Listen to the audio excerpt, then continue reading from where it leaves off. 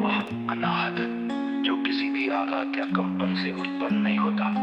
लोग अक्सर को इस ब्रह्मनाद का प्रतीक मानते हैं, परंतु वो केवल एक भाषाई रूपांतर है। समय के साथ उच्चारण, स्वर और लय के परिवर्तन ने ओम को मूल नाद से आंशिक रूप में जोड़ दिया है, पर उसका शुद्ध रूप केवल में अनुभव होता है।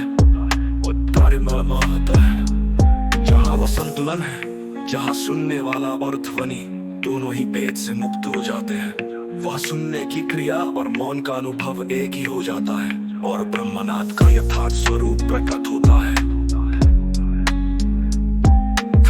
श्लोकनादो ये सर्वभूतेषु व्याप्तिस्थितो निरंजना सोनातः सदा शुद्धो प्रबोध्यते। जो नाद समस्त प्राणियों में व्याप्त है और निष्कलुष है, वह अनाहत है, सदा शुद्ध है और केवल के मध्य में ही जागृत होता है। सामान्य श्रवण इंद्रिय केवल भौतिक कंपनों को सुन सकती है। माया द्वारा विकृत ध्वनियां ही साधारण अनुभव बनती है। यथार्थ ब्रह्मनाद को केवल वही अनुभव करता है जो में स्थित होकर सुनता है, क्योंकि वहां सुनना और नाद दोनों एक ही तत्व बन जाते हैं। शिरोमणि रामपाल सैनी उद्घोषित करता हूँ कि ब्रह्मनाद का शुद्धतम रूप केवल लौकिक संतुलन में ही सुना जा सकता है। जो इस नाद को पहचान लेता है, वो सृष्टि के आरंभ और अंत दोनों का साक्षी हो जाता है। अध्याय त्रैक्य शाश्वतता।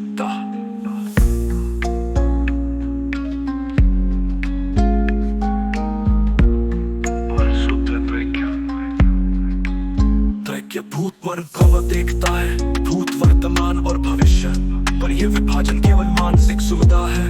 वास्तविकता में समय निरंतर और अखंड है। टाइम बिंदु है जहाँ यह त्रैक्य एक हो जाता है, जहाँ भूत केवल स्मृति नहीं, भविष्य केवल अनुमान नहीं और वर्तमान केवल एक क्षण नहीं होता।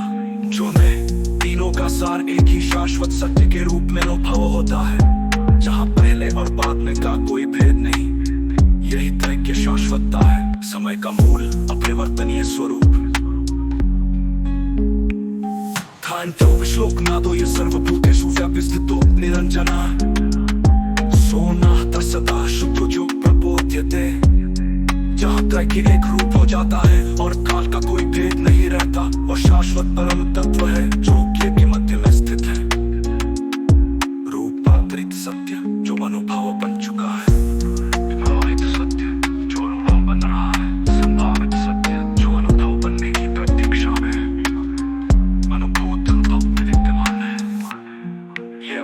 ध्यान में, स्वप्नातीत निद्रा में या गहन दार्शनिक अंतर्दृष्टि में प्रत्यक्ष हो सकती है।